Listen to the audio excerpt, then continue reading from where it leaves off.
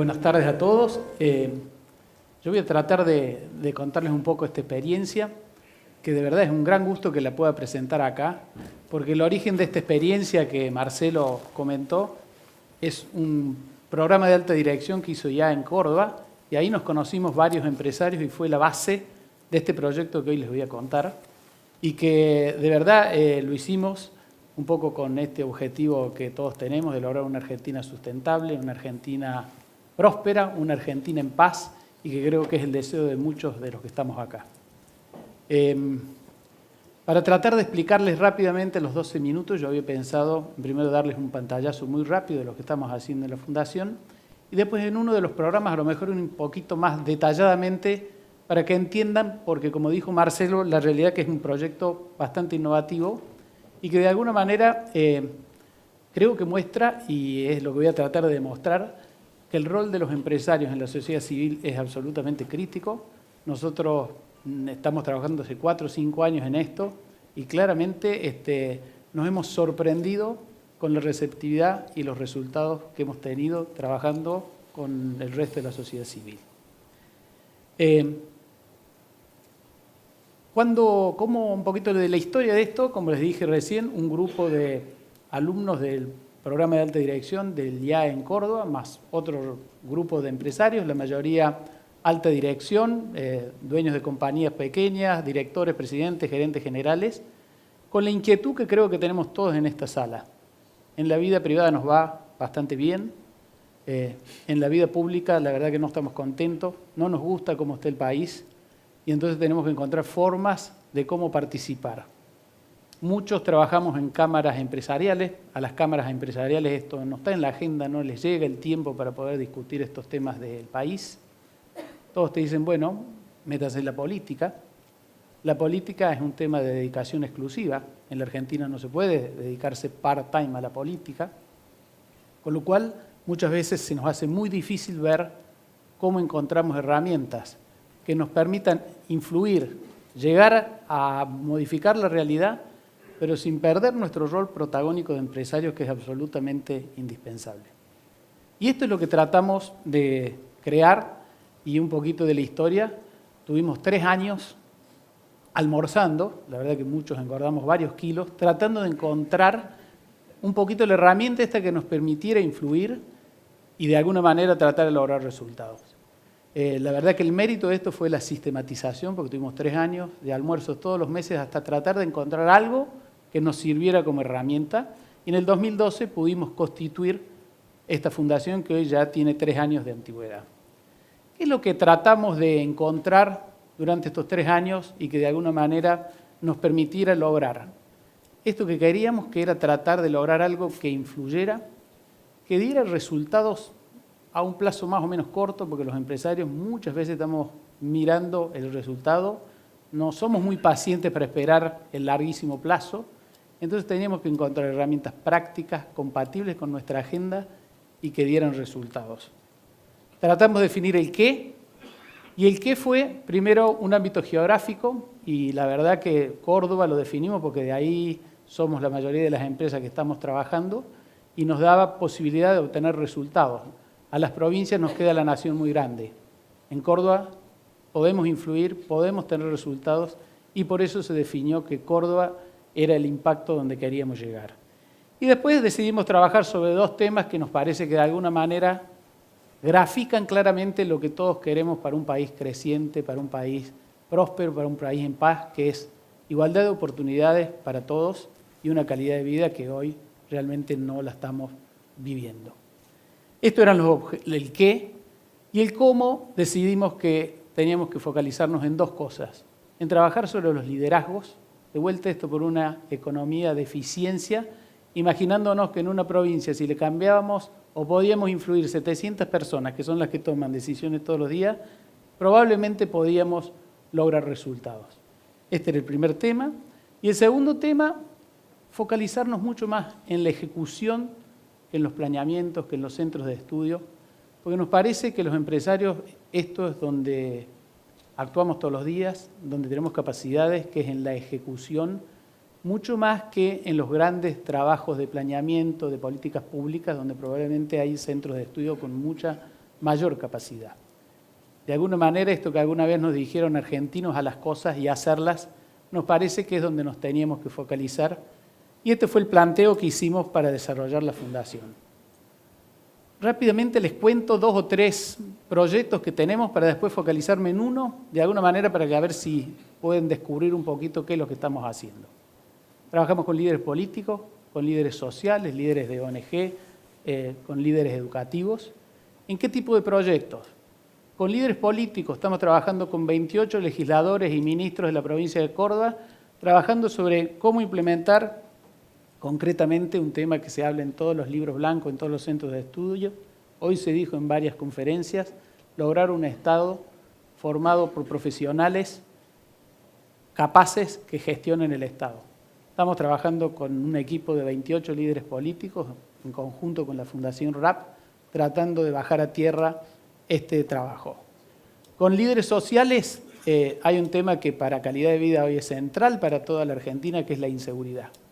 La inseguridad, y no para las personas que estamos acá, que probablemente podemos vivir en un barrio cerrado, que tenemos un montón de mecanismos de prevención. La seguridad para la gente que está en los sectores más vulnerables es un tema de absoluta criticidad y claramente nuestra primera intención fue trabajar con los líderes de la seguridad. Habíamos pensado en un plan de trabajo con las comisarías y realmente alguno de nuestros asesores nos mostró la directa relación que hay entre la falta de cohesión social y el delito y la violencia. Entonces hoy estamos en un proyecto integral con líderes sociales trabajando activamente para mejorar la seguridad. Y el último proyecto, y sobre el que voy a entrar un poquito más detalladamente, es líderes educativos. ¿Y en qué estamos trabajando?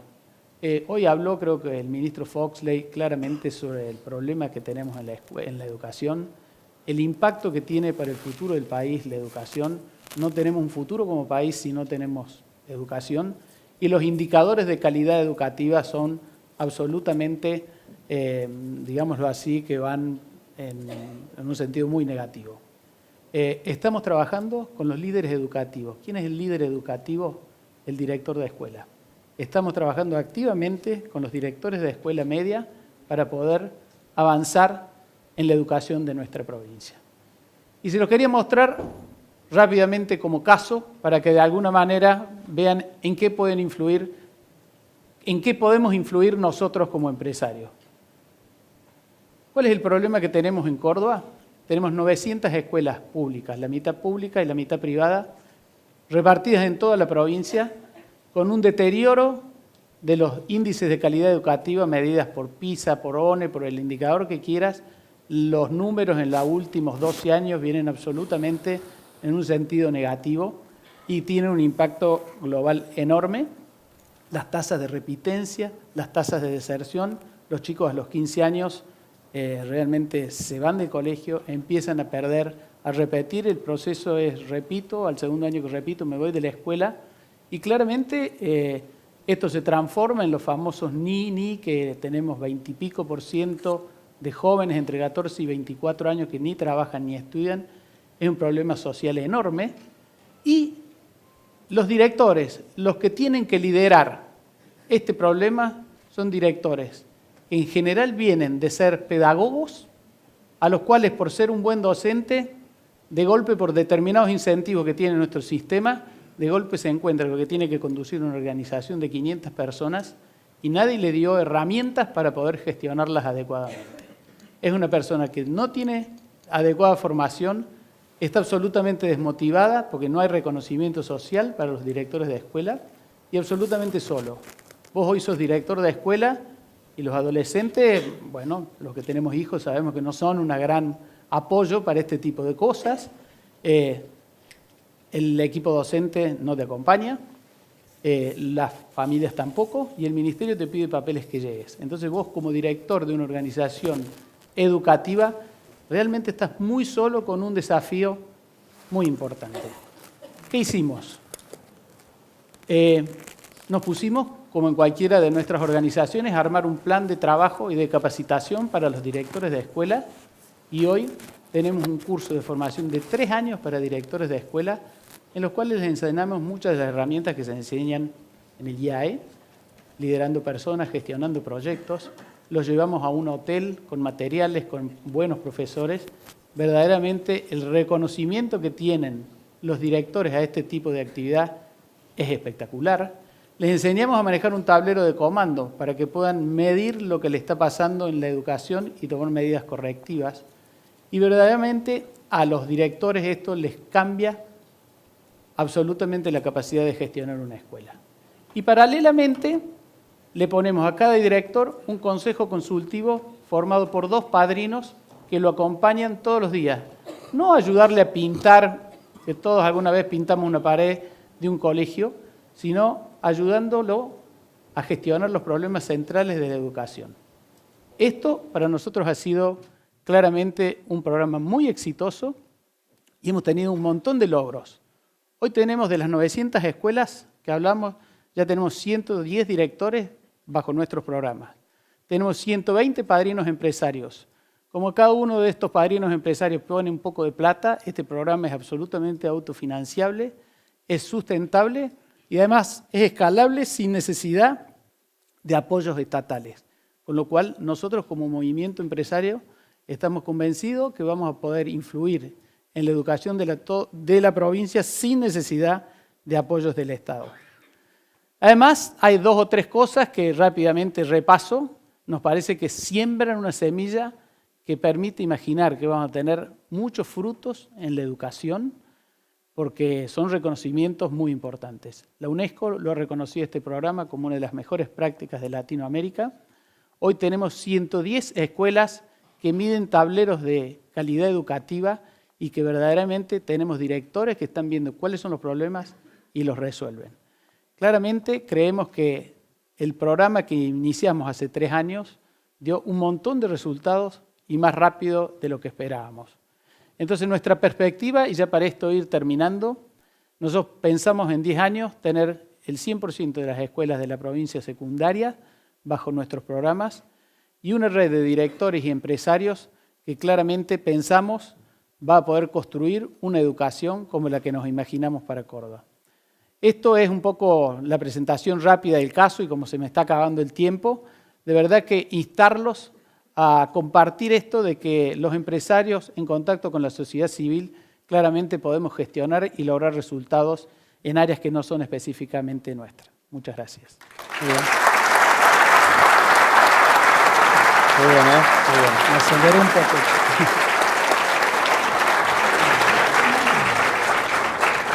Empezamos. Bueno, buenas tardes. Muy bueno. Bajar la tensión nerviosa, no para ser más simpático. Me dijeron que me podía parar. A ver, la experiencia vamos a tratar de cumplir con el plazo, por eso vamos a ir un poco más rápido y vamos a pasar algunas transparencias y demás.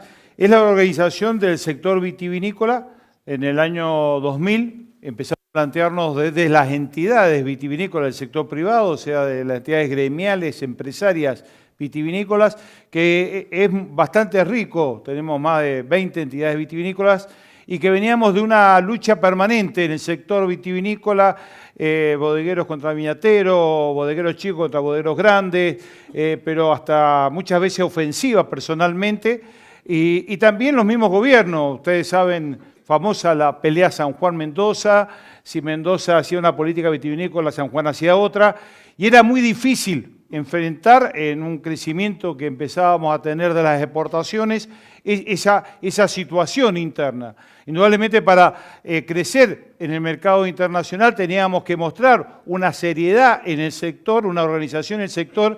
Entonces ahí desde el sector privado, 4 o 5 entidades vitivinícolas nos pusimos a decir, bueno, dejémonos de pelear y pongamos el plazo a largo, pongamos un proyecto a largo plazo. ¿Qué queremos de la vitivinicultura del 2020? Porque era muy difícil acordar en el corto plazo. De ahí empezamos a trabajar, se estuvo 4 años trabajando con las entidades, empezamos por supuesto a sumar a otras entidades, empezamos también a hacer participar al Estado, porque dijimos, tiene que participar el Estado, porque si nosotros vamos para un lado, el Estado Nacional va para el otro, una provincia va para la otra, no vamos a tener la posibilidad de armar una estructura que nos haga crecer seriamente en el mercado interno y en el mercado de exportaciones. Nosotros veníamos un poco década del 90, década del 2000, esta es la superficie implantada de vitivinicultura en el país, de viñedos en el país. Ustedes ven la caída que veníamos, o sea, ahí cada caída de producción significa 5.000, 10.000 productores que se quedan fuera del esquema y que no tienen otra realidad, a veces suelos abandonados y gente que abandona el campo y se va a la ciudad con las consecuencias que tiene eso para la sociedad. Entonces, este era un poco lo que teníamos que cambiar y creíamos que teníamos que hacernos un plan estratégico 2020, pero que ese plan fuera tremendamente consensuado. Partimos de que no podíamos tener un plan técnico donde se juntaban 3 o 4 técnicos encerrados en una habitación y hacían un plan estratégico, pues no nos iba a funcionar. Por eso empezamos a hablar con las entidades, invitamos al Estado provincial, invitamos al Estado nacional a través del Instituto Nacional de Vitivinicultura y el INTA, y empezamos a trabajar con los productores y con las bodegas. Empezamos a hacer una recorrida por todo el país, por las distintas provincias vitivinícolas, para armar ese plan estratégico que fuera lo más consensuado posible. Bueno, eso se avanzó y se logró un plan. Tuvimos 3 años trabajando, logramos un plan que se basaba simplemente, después habría toda una línea de acción, pero para ser bien sintético, 3 líneas de acción muy fuertes. Primero, las 2 líneas. Primera es crear el mercado. Crecimiento del mercado interno del vino y crecimiento del mercado externo. ¿Cómo hacíamos políticas de promoción, de publicidad en conjunto para crecer en el mercado externo que nos empezábamos a mover? Argentina no ha sido, hasta el año fines del 90, no fue gran exportadora de vino, sí gran productora de vino. ¿Cómo hacíamos para empezar a conquistar el mercado externo fuertemente? Entonces, ¿cómo hacíamos la promoción del mercado externo? El otro eje era el mercado interno, cómo veníamos decreciendo en el mercado interno. En los años 70 Argentina consumía 85 litros por habitante y llegamos a 25 litros por habitante. Eso indudablemente impactaba en la superficie cultivada. Y el tercero, que era muy importante, cómo en todo este crecimiento involucrábamos los pequeños y medianos productores. La realidad de la vitivinicultura argentina, que está basada muy fuerte en los pequeños y medianos productores, más traído de un esquema de Europa, de Italia, Francia, España, distinto a un esquema vitivinícola como puede ser Estados Unidos, como puede ser Chile, Sudáfrica o Australia, que están más en grandes viñedos. Nosotros estábamos convencidos, toda la industria vitivinícola, que esta era una característica nuestra y por eso había que conservarlo. Por eso el tercer eje estratégico era transferencia de tecnología hacia el pequeño productor e integrarlo a la cadena para que ese pequeño productor lograra eficiencia y no se cayera en la cadena. Este era el plan. Ahora, hecho el plan, estamos en 2003 ya, ¿cómo lo ejecutábamos ese plan? ¿Cómo hacíamos para hacer eso? Estábamos todos de acuerdo, estaba muy bonito, pero ¿cómo empezábamos a hacer la ejecución? Y ahí la única posibilidad que teníamos era lograr una ley. ¿Por qué? Porque este plan necesitaba recursos económicos. Si los recursos económicos se los pedíamos al Estado, indudablemente se le tenía que entregar el plan al Estado y el Estado iba a ser el ejecutor de ese plan, lo cual no confiábamos que iba a tener continuidad. Aunque el gobierno de ese momento estaba de acuerdo, cambiábamos de gobierno y esto perdía continuidad. Entonces nos convencimos que lo único posible era que la actividad privada tenía que llevar este programa adelante. Las entidades mismas gremiales tenían que llevar este programa adelante, con la participación del Estado, pero teniendo mayoría el sector privado. De ahí es que hacemos una ley que crea esta entidad que tenía como objetivo, una ley nacional que tenía como objetivo llevar el plan estratégico vitivinícola adelante. Esto era con una participación mayoritaria del sector privado, 2 entidades, o sea, prácticamente entidades de La Rioja, de productores, de San Juan, de Mendoza, y participando 7 provincias, todas las provincias vitivinícolas, en el directorio de la COVIAR, y el sector privado representado por, como decíamos, por 13 entidades. Y de ahí ejecutar el plan. Y el otro factor que era muy importante, bueno, cómo hacíamos para que ese plan se ejecutara, de dónde salían los recursos. Indudablemente que si el sector privado quería llevar adelante el programa, lo teníamos que poner nosotros, los propios recursos, y por eso dentro de la ley nos ponemos una autotasa para hacer promoción, mercado interno, promoción del mercado externo y la transferencia de tecnología al pequeño productor.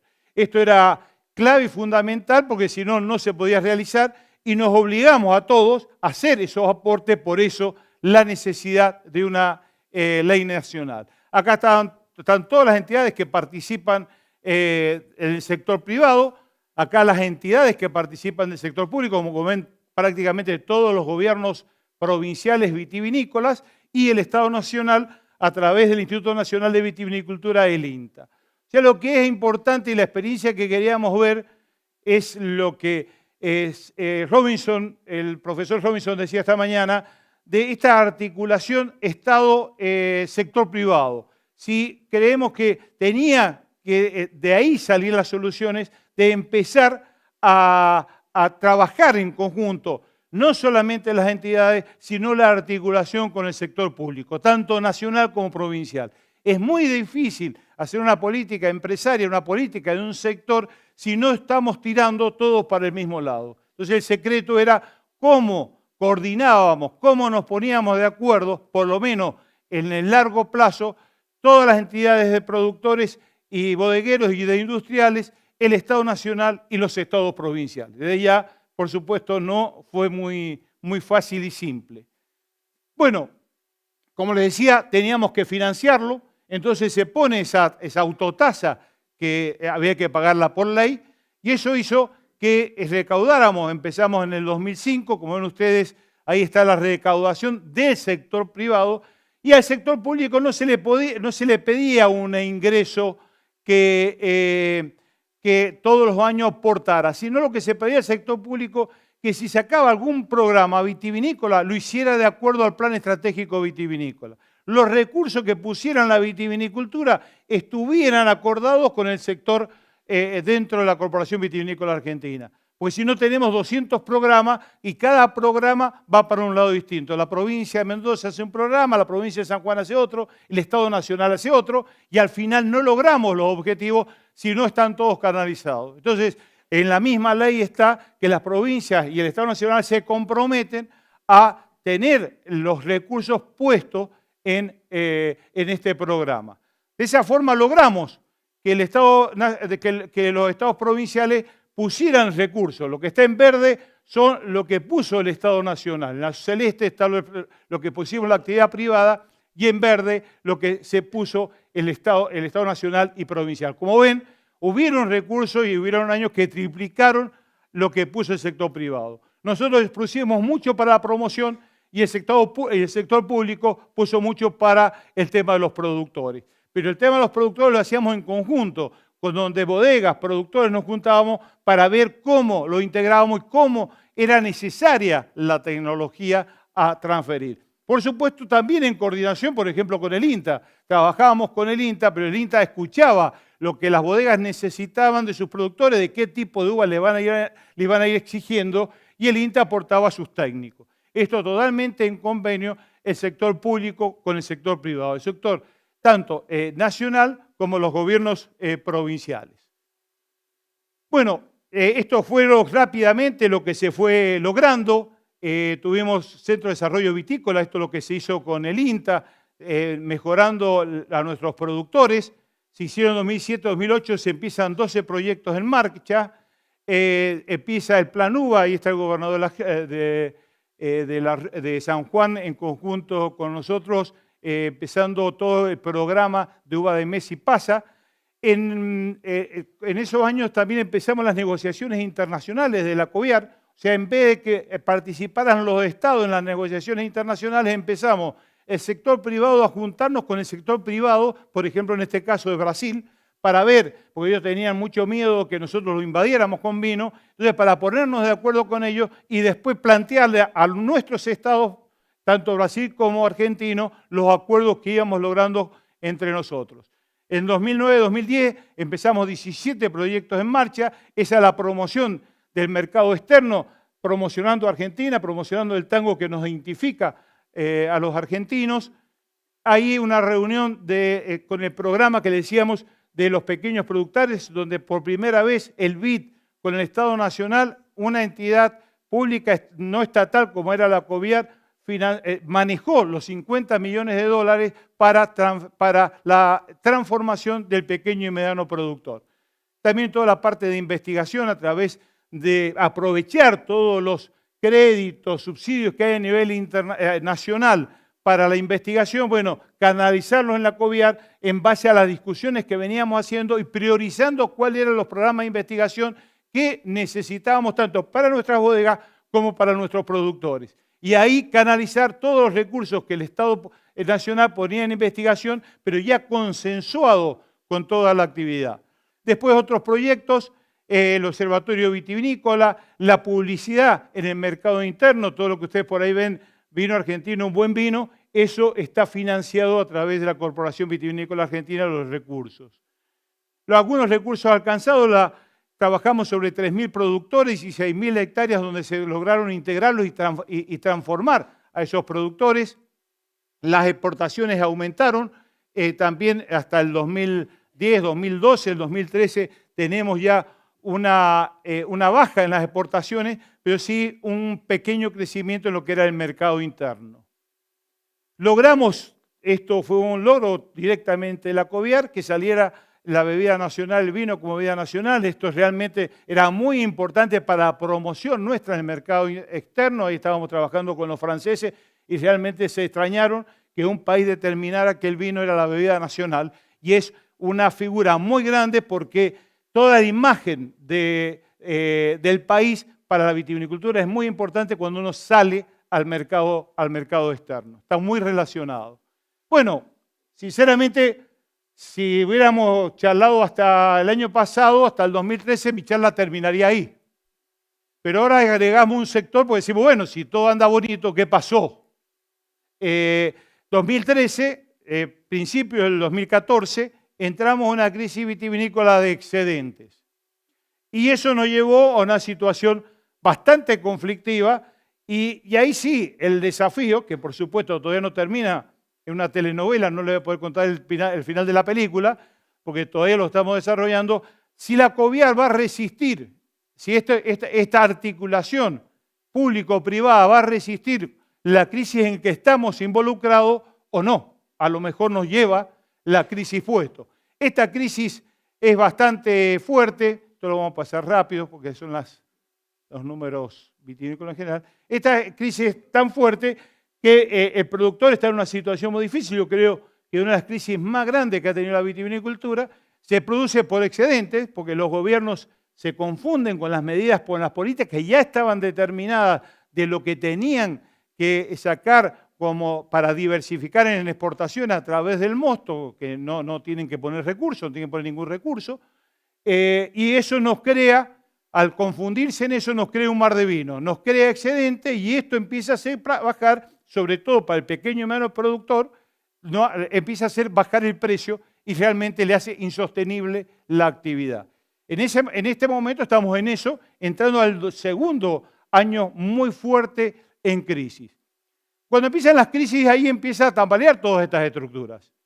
Porque ahí nos empezamos a echar la culpa los distintos sectores. Y ahí ven las declaraciones del ministro de San Juan, Alós con crítica para la COVIAR, se ocupan de un 20% de la vitivinicultura. Después críticas también dentro de las mismas entidades, trabajadores vitivinícolas en zona de riesgo.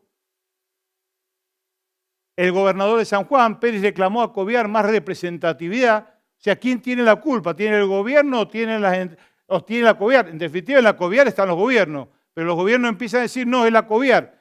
La COVIAR, en definitiva, maneja un programa de promoción y de integración, no tiene nada que ver con los excedentes, no le toca eso a la COVIAR. Pero lo mismo, el Estado empieza a tomar responsabilidades para los distintos sectores. Mismo presidente de Bodega Argentina, desde él parte de la COVIAR, una crítica a la COVIAR. A COVIAR solo le han interesado lamer el poder, bastante fuerte. O sea, empieza una crisis muy fuerte desde la institucionalidad para destruir la institucionalidad. Y esto es lo que pasa en las crisis. destruye todo lo que se puede haber armado en mucho tiempo. Como miembros de una entidad que integra el sector público y privado, no planteamos enojosas e inconducentes discusiones sobre responsabilidades personales de los actuales gobernantes.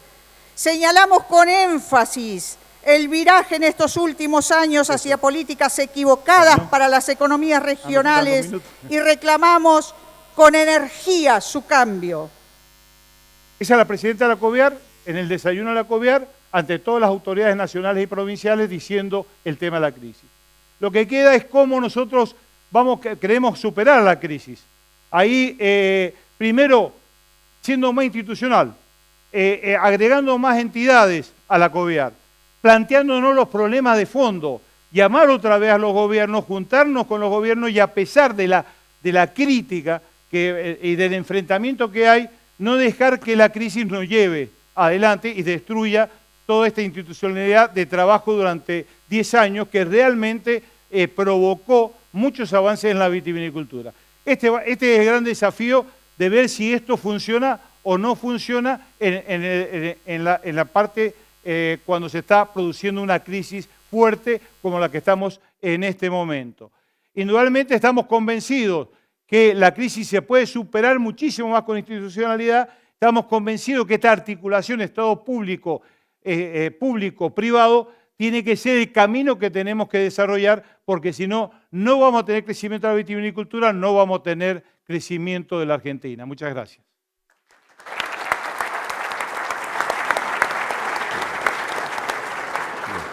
La verdad que para mí es un orgullo estar aquí conversando con ustedes. Me acordaba hoy, sí, la primera vez que vine por acá me sorprendió el lugar y también era rara nuestra presentación porque lo hicimos junto con un diseñador, Martín Churba, una persona excepcional, y mostrábamos un emprendimiento que estábamos realizando en La Matanza, exitoso, había exportado guardapolvos a Japón, remeras a Italia. ¿Y por qué era exitoso y era llamativo? Porque en realidad lo hacíamos dos sectores parecían irreconciliables de la sociedad. Yo vengo del movimiento piquetero, teníamos un emprendimiento en La Matanza, un emprendimiento textil, y nos asociamos con Martín Churba, un diseñador top del mundo de la moda, que tenía, y los lugares son emblemáticos, nosotros vivimos en La Ferrere, en un barrio pobre de La Ferrere, del tercer cordón del conurbano bonaerense, y Martín Churba tenía y tiene su negocio en Posada y Rodríguez Peña, Barrio Norte, La Recoleta, y pudimos estar juntos, y yo creo que eso es un poco la historia de nuestra vida que queremos contarles también aquí, para ver cómo aportamos a la necesidad que tenemos como sociedad de integrar a distintos sectores sociales. También la presentación lo voy a hacer alrededor de lo que ha sido la experiencia de mi vida. Yo he sido trabajador metalúrgico durante casi toda mi vida laboral. Vine de la provincia de Entre Ríos ya por los años 70. Cuando llegué, vine y estuve en una villa de emergencia durante un año. Eran otras épocas, las villas eran un lugar de tránsito donde los trabajadores veníamos cuando veníamos del interior y después comprábamos nuestro terreno y nos íbamos. Hoy las villas ya son un lugar de estar y se hacen casas de 3, 4 pisos, con lo cual ya muestra en la propia geografía que no hay posibilidad de salida. Fui obrero metalúrgico en los años 90, el 95, quedé sin trabajo y empezamos a construir los movimientos de trabajadores desocupados, movimientos piqueteros como se los llama, ¿no? Hicimos todo lo que han hecho los movimientos piqueteros, así que no somos los piqueteros buenos ni nada por el estilo, pero tuvimos una actitud que nos diferenció con el resto, que fue en los años 97, cuando de parte del Estado vino como respuestas a los conflictos que había en Cutralcó, Jujuy, que empezaron a visibilizar el tema de la desocupación, que fue la respuesta del Estado fueron los planes trabajar, los planes sociales. Nosotros fuimos el único movimiento que decidió rechazarlo porque nos parecía que iba en contra de nuestra propia dignidad y que teníamos que pedir trabajo genuino. Y eso nos identificó. Y empezamos a transitar un camino difícil, y el momento más difícil fue el año 2001, que había que sostener esta convicción de no a los planes sociales cuando nuestra familia pasaban hambre. Y sin embargo lo hicimos. Y en el año 2001 también decidimos empezar un proyecto que es un proyecto de armar una cooperativa de provisión de servicios asistenciales, educacionales y comunitarios para tratar de organizarnos a partir de la herramienta más importante que nosotros conocíamos, que era el trabajo. Pero ya un trabajo distinto, no solamente el empleo conocido, porque ya teníamos más de 40 años, ya era muy difícil volver a la actividad laboral formal, sino gestionar nuestro propio empleo, gestionar nuestro propio trabajo. Y también esta cooperativa es una cooperativa de promoción de servicios educacionales, asistenciales y comunitarios, y veíamos la educación como la otra herramienta de posibilidad de ascenso social, y eso no lo queríamos abandonar. Es decir, el estar desocupado para un trabajador es perder su identidad, es perder su vida, y nosotros encontramos a partir de esta cooperativa las herramientas para seguir sosteniendo nuestra dignidad. Y la verdad que nos dimos cuenta más tarde, primero en toda esta etapa de un movimiento contestatario, de una ideología que identificaba a los empresarios como enemigos porque nos habían dejado sin trabajo, empezamos también nosotros a pensar, y fue muy importante, el encontrarnos con personas absolutamente que tenían un criterio humanista en el sentido de no querer que nos pase lo que nos estaba pasando, y nos ayudaron mucho a comprender el nuevo mundo que había, donde el avance tecnológico había dejado a muchas personas en la calle, pero también el avance en las relaciones humanas era necesario para empezar a comprender esta nueva situación. Y por allá por el 2002, 2003, escribimos, empezamos a tener nuestros propios emprendimientos, y entre ellos una editorial, escribimos nuestros propios libros, y en esos escritos decíamos que la crisis había dejado algunas huellas, entre ellas millones de excluidos sociales, que éramos nosotros, pero que también había dejado huella en otros sectores de la sociedad, que era el mundo empresarial, que decíamos que también había dejado excluidos morales, que eran todas aquellas personas que no querían ver un mundo donde se llenaban de movilizaciones, de piquetes, un país donde la desigualdad social era una cuestión común y que tenían una idea de transformar esa realidad. Y entonces empezamos a plantear que era necesario que los excluidos sociales, es decir, nosotros, se junten con los excluidos morales. Y en ese pasaje encontramos a Martín Churba. Y encontramos a mucha gente también en nuestra asociación, en otros emprendimientos. Encontramos a Maru Botana para desarrollar una propuesta de la fabricación de un pan dulce, que lo fabricamos nosotros en nuestra cooperativa como regalo empresarial con un altísimo valor agregado. La marca de Maru Botana nos da esa posibilidad. Empezamos a asociarnos con todo y desarrollamos nuestro emprendimiento educativo en La Ferrere, en una vieja escuela abandonada, que en principio lo tomamos en comodato, y hoy ya tenemos el edificio comprado, el predio, armado en edificio que tiene aulas con aire acondicionado y con estufa, porque nosotros creemos que las mejores escuelas tienen que estar en los peores lugares, porque eso hace que los niños se sientan bien en la escuela y puedan estar el mayor tiempo posible. Y todo esto lo hicimos sin un solo peso del Estado, siempre apelando a la solidaridad, al acompañamiento, al compartir con otros sectores sociales. Y nuestro proyecto educativo ya lleva 12 años de un jardín de infantes que hoy tiene 120 chicos y que se mantiene con un sistema de padrinazgo, se financia todo lo que tiene que ver con los gastos del jardín de infantes. Los emprendimientos productivos, en principio nosotros decíamos, va a financiar el proyecto educativo, no teníamos ni idea de lo que era una escuela, se sostienen, y yo creo que eso hace que también la relación de los niños con ver sus padres trabajando en estos emprendimientos hacen de que conozcan de qué es el trabajo y cómo nosotros sostenemos estos dos valores fundamentales, que es la cultura del trabajo y la educación, para ir desarrollando nuestra propuesta. Esto se sostiene a pesar de la política del Estado. Esto se sostiene con la solidaridad de la gente. ¿Y por qué nosotros decimos que es muy importante que otros sectores sociales vean la importancia que tiene de colaborar con los sectores pobres para sacarlo de la pobreza? Porque la pobreza es un momento, es un estar pobre o un estar rico. La esencia del ser humano es la dignidad, y la dignidad nos iguala a todos. Por lo tanto, cuando uno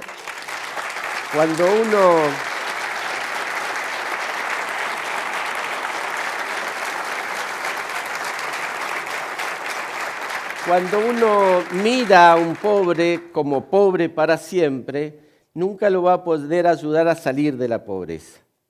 Y eso fue un acto de dignidad nuestro, decir no a los planes sociales. No sabíamos en qué podía terminar, pero nos dio una identidad. Y creo que eso también es lo que yo vengo a plantearles sinceramente aquí, sabiendo quiénes componen esta asamblea anual, la importancia que tienen en el mundo de los negocios, para plantearle con un ejemplo muy simple que se lo voy a hacer, cuál es mi visión de la realidad de hoy y en qué podamos colaborar cada uno de nosotros. Para hacerlo gráfico, yo diría que la realidad tiene distintos actores y distintos problemas.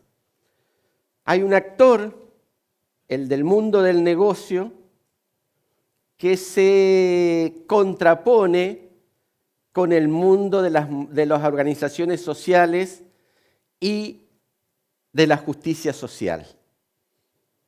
Y podríamos decirlo si tenemos en un cuadrado que cada uno está en un vértice opuesto por una diagonal. Y en los otros dos vértices está la institucionalidad que tiene que regular esas relaciones, pero en el vértice opuesto a las instituciones está el delito o la corrupción. Y hay que ver cómo juegan estos actores para ver cómo se resuelve el problema de la Argentina, donde el problema de la Argentina, que haya pobre, que haya necesidad y que haya hambre, no es un problema económico. Hay suficientes bienes como para que todos vivamos mejor. Hay suficiente, se produce una gran productividad del trabajo en el sector agropecuario como para que haya alimento para 10 veces más de lo que necesitamos. Entonces, hablar de pobreza en Argentina es una indignidad. Sin embargo, ¿cómo juegan estos actores? Cuando la puja en los distintos vértices es como si tuviéramos un pañuelo o algo flexible. Cuando la puja se da y esa brecha de desigualdad se hace cada vez más grande, se estira este pañuelo y la institucionalidad con el delito se acercan.